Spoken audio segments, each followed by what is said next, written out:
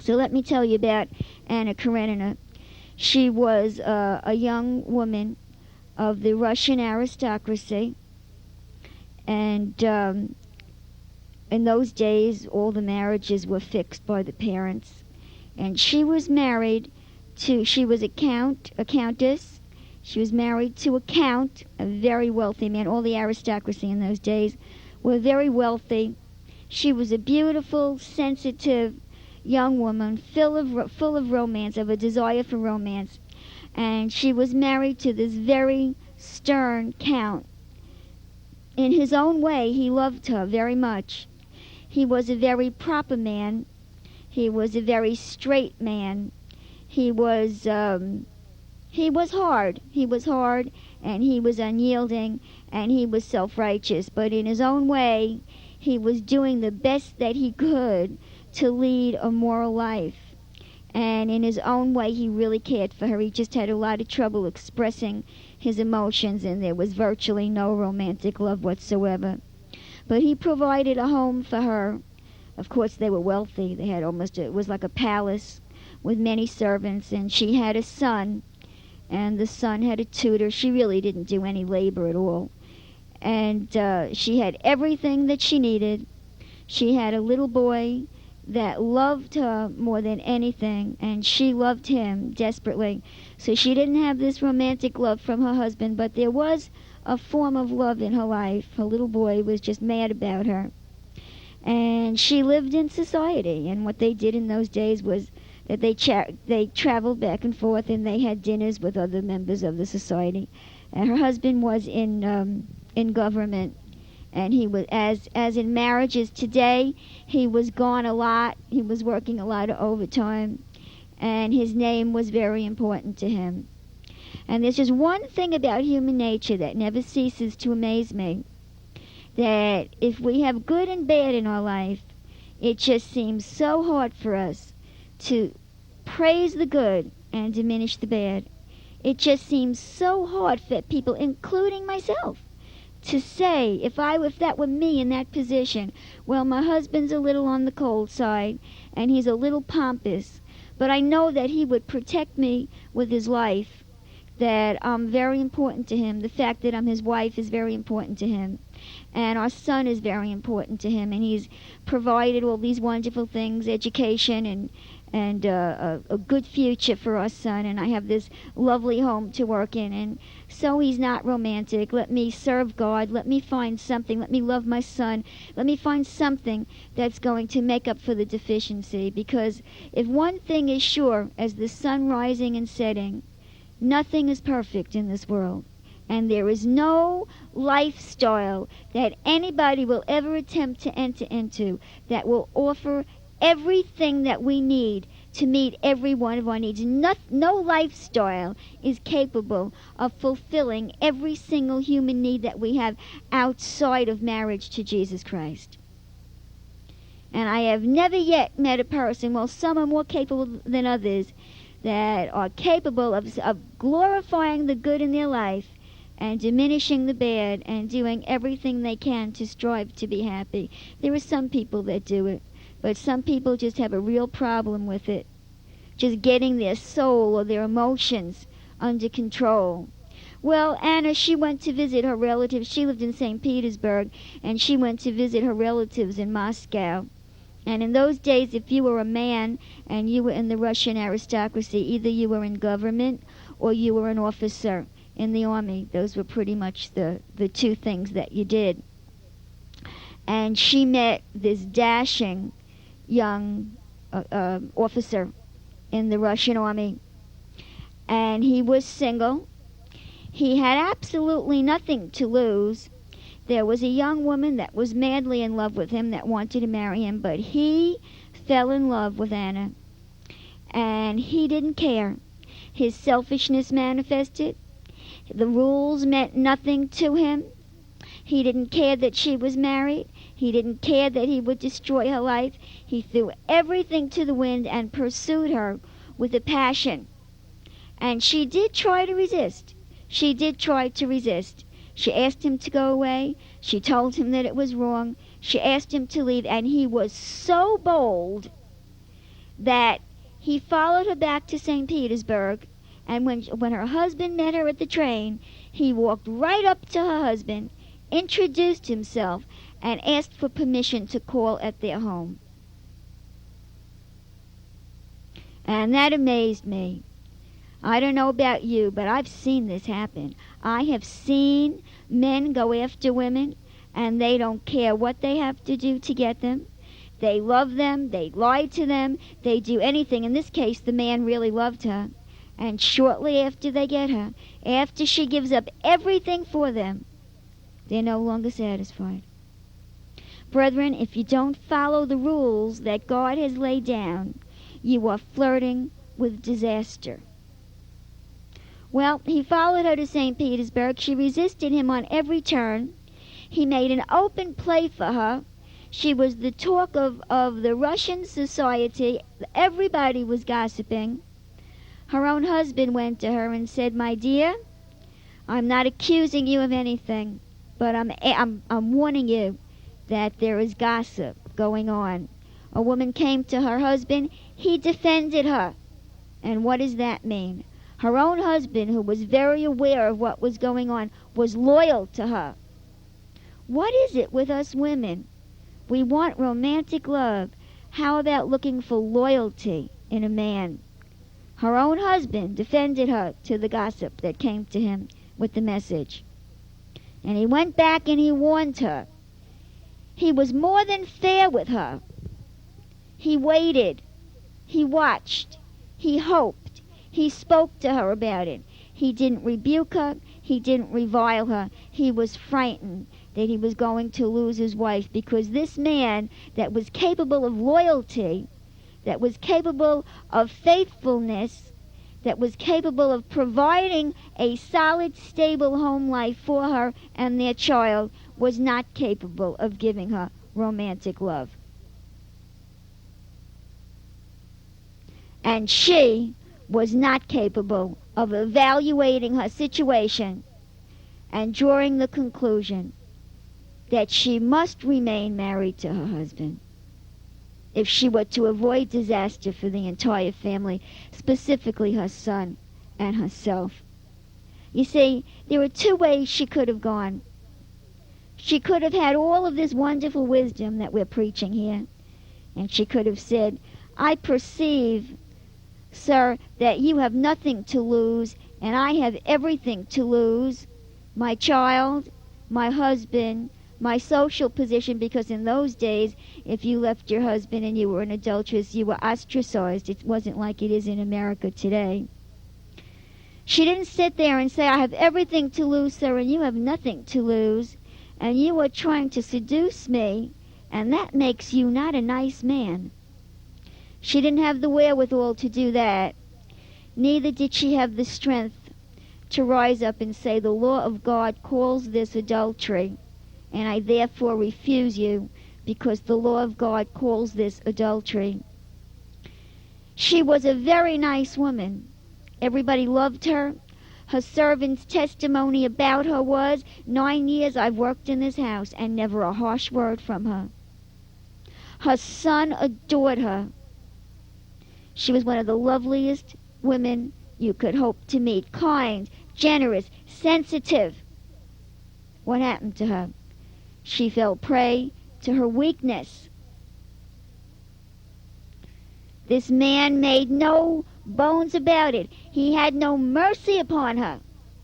She became involved with him. They started having an affair, and it wasn't enough for him. He wanted her to leave her husband and her son. He was not satisfied with an affair, and he literally had the nerve to enter into her house and demand that she choose, that she break up her home, that she leave her husband, that she abandon her son, break the little boy's heart. And he was angry with her when she hesitated. The ultimate selfishness. A man that had no children, that had never experienced marriage, that didn't even understand for a second what he was asking her to give up, demanded that she choose. And on Wednesday's message we talked about the tyranny of the weak. The tyranny of the weak. And I remind you that anyone that's outside of God's law or manifesting in their carnal emotions are weak. The natural man is weak when we're looking at him from a condition of morality. And he tyrannized her, and he pressured her. And her spiritual upbringing broke. And what did we say on Wednesday? If you yield to the tyranny of the weak, you shall lose your strength. His seduction was complete.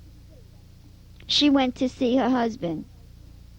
She told him she couldn't bear him, that she couldn't stand him, that she had to leave him. And he told her that he was a public figure, and he had been preaching for years against divorce. He believed in the sanctity of the home. He believed in the sanctity of marriage. And he was hard. I don't deny it. He was a hard, harsh man. And he told her if she did this thing, she would lose all rights to her son. That he would never let her see her son. She would have to give up everything. And this lovely woman, admired by everybody, that wouldn't hurt a fly, yielded to her emotions. The religious upbringing that she had received was not strong enough to overcome her own weaknesses plus the pressure of this selfish, incredibly selfish, brash young man. You see, before he came into her life, she was dealing with the situation. She was married to a very cold man, I don't deny it, but she loved her son. God did give her an outlet for love, and her life wasn't that terrible. And she was enduring it. And then the second pressure came.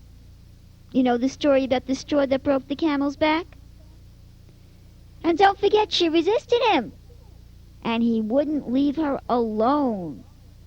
He pursued her. He hounded her. And she broke. Her moral conviction was not enough. She left her husband. She left her son. And she ran away with this man who refused to give her a divorce. Because he refused to give her a divorce, she remained an adulteress.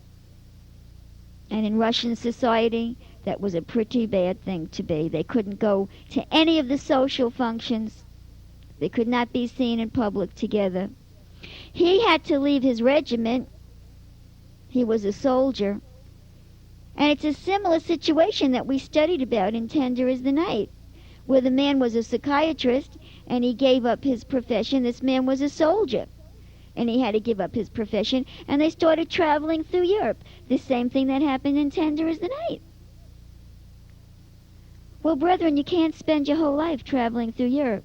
Maybe if you've been working all your life, you think what a wonderful thing to be traveling through Europe for the rest of your life. But I declare to you that man was not made to travel for his entire life. We must have a purpose in our life. There must be something that we do that gives us satisfaction. It could either be an intellectual pursuit, it could be raising your children, it could be serving God, be doing something that makes us feel worthwhile as human beings. And these two people yielded to romantic love outside of the parameters ordained by God. And what happened? The same thing that happened in Tender is the Night.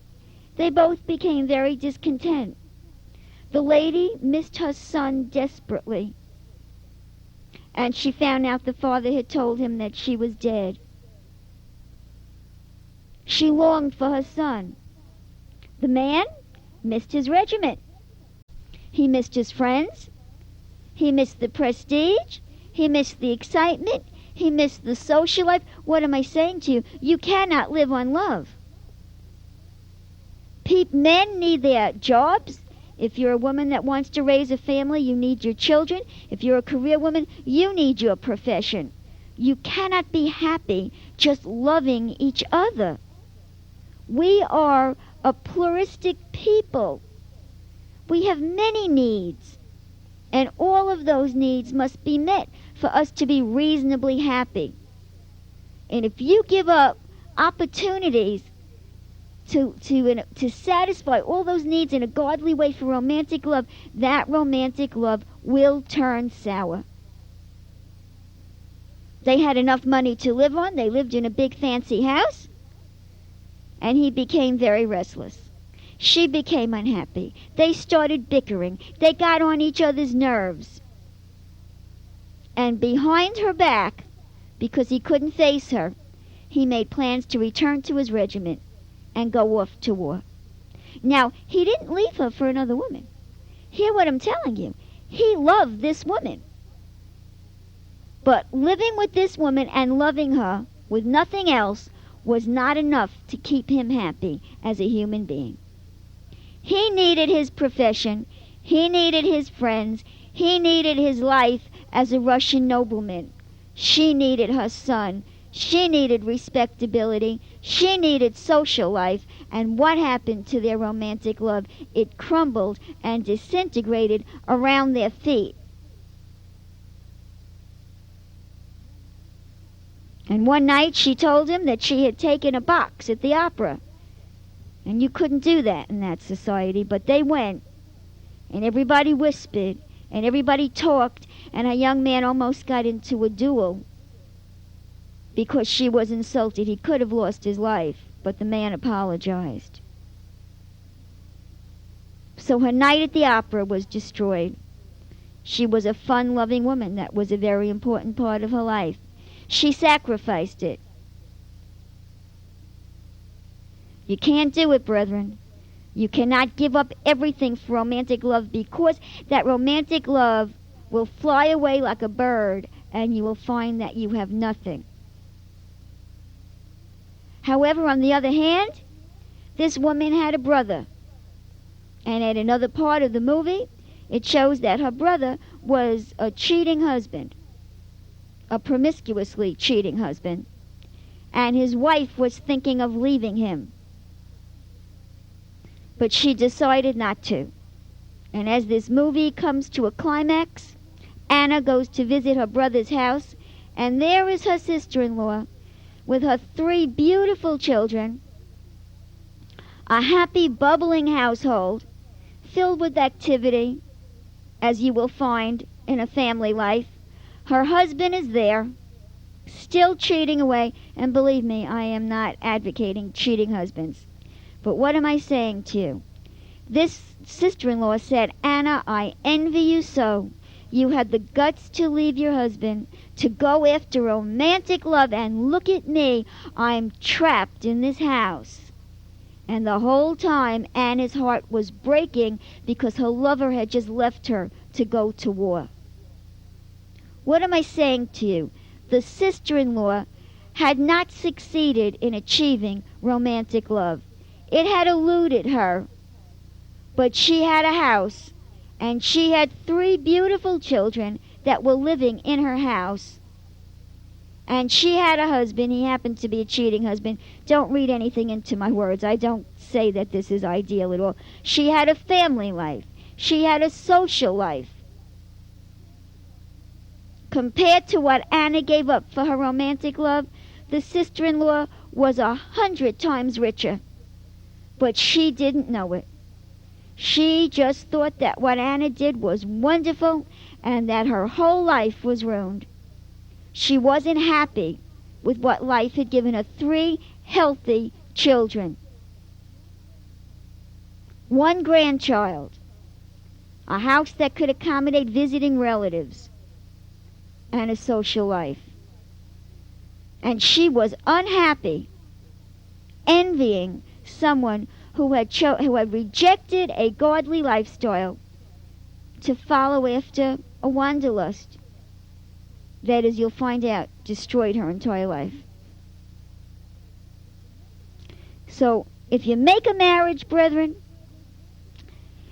and romantic love buds in that marriage, you are blessed.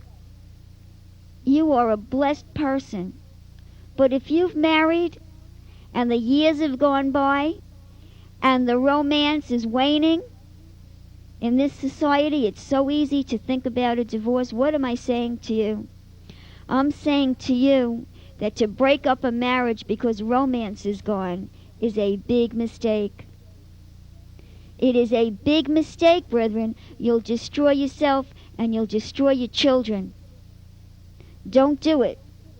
I confess, there are certain circumstances under which a divorce is permissible. This country's inundated with men abusing their own children. You pick up your kids and you run, sister. You get your divorce. But if you've got a man that's working hard to support you, if you've got some beautiful children in your house, and you've got some lovely things there, but romantic love is gone, if your husband's working long, hard hours and you're lonely, sister, that's no reason to get divorced. If you've heard that message around this nation today, you've heard a lie. It's a deception that will destroy you if you believe it. You can't hold on to romantic love. It's like a butterfly. Enjoy it for as long as you have it. But there are other things that will endure much longer. Decency, honor, respectability, commitment to your children and to your home and to your family and to a man who might be showing his love to you through loyalty and faithfulness. And then again, of course, you can always pray to the Lord to renew that love in your marriage. You never know what God's going to do, but brethren, you don't throw a man or a family life away because of a lack of romantic love. You don't do it, brethren. So just to finish the story, Anna Karenina went to the train station. She wanted to see her lover one more time before he left. And as she approached the train, the bands were playing and all the excitement of men going off to war. At least in those days, it was very exciting for men to go off to war. And she saw him. He was as happy as could be. He wanted that. He was just lapping up the excitement and the adoration of all the people waving at him and the bands playing. And his mother was there. And his mother was there with a young woman that she wanted him to marry. And he was flirting with the young woman. And Anna's heart was broken, and she backed off and she didn't let him see her. She gave up her son. She was forbidden to go into that house. She would never see him again, at least until he became a man. She lost her honor, her respectability, and I don't really know if she would have had enough money to live on. I guess she would have when he left. And as the train pulled out, she was so depressed, she threw herself onto the train tracks and killed herself. She gave up everything for romantic love, and her lover drove off to war amidst the music and the waves and the adoring looks of other women. And his life went on. This intensely selfish, immature, inexperienced young man seduced this woman and utterly destroyed her. Brethren, we must guard against the seducer. And in our country, in this hour, it's not just women being seduced, but it's men being seduced. And I say the same thing to the men. Leaving your wife because you don't think she's romantic enough, leaving your wife because you might not be thrilled with your sex life, brethren, that is not a reason to get a divorce. If she's faithful to you, if she's honest, if she's raising your children in a godly manner, you stick in and fight. You pray to the Lord to enhance you in the areas where you believe the relationship to be deficient. But brethren, you don't go breaking up a marriage for some silly little wanderlust like romantic love. That's a sign of spiritual weakness. And we must resist all spiritual weakness in our soul, for the deceiver is manifesting in great power in this nation, in this hour, and he is destroying the family. He's destroying the family, and he is destroying the nation. Let's get our values straight. Let's return to a sacrificial lifestyle. Work to build the family. Be a giver. Don't be a taker. Look to love your mate. Don't look to be loved. If you both look to bless the other, surely you'll both be blessed. Selfishness brings nothing but destruction. And romantic love, I'm all for it, within the parameters of marriage. And I'll say it one more time. If you fall madly in love with a man, sister, and you marry him, and that love lasts for 40 years, God bless you. But if it fades, as it so often does, you'll be left with your children, your home life, and everything that you've built therein. If you run off to an illegitimate situation outside of the parameters described by God, you can reap nothing but destruction and disaster and shame. Lay hold of the truth, brethren, the truth of God's plan to lead a godly, holy life, and let's start resisting this tendency towards self-satisfaction and self-gratification that's in this nation. It can do nothing for us but to utterly destroy us off of the face of the earth. And it will destroy our children and all of our descendants thereafter. We must return to a moral righteousness, a moral strength, and a life in the Spirit of God. And all these things shall be added unto you.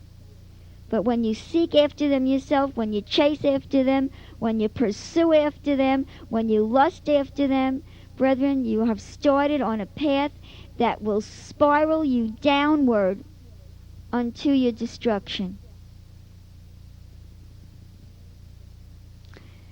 Glory to God.